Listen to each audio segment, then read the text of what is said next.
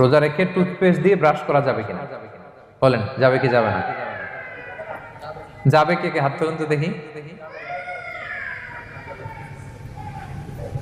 হ্যাঁ, মাত্র একজন, দুইজন, তিনজন, চারজন, পাঁচজন, ছজন, দল ভারী হচ্ছে আস্তে আস্তে।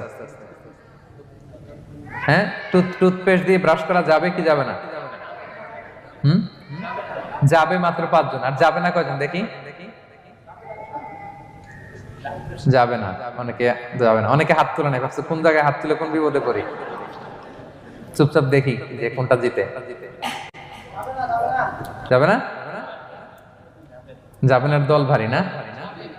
যাবে, এই সুন্দর বলছে, যাবে, কিন্তু না করাই ভালো।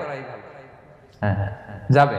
টুথপেস্ট দিয়ে ব্রাশ করলে রোজা ভাঙে না, তবে যদি খুব স্ট্রং টুথপেস্ট হয় এগুলো ব্যবহার না করা ভালো।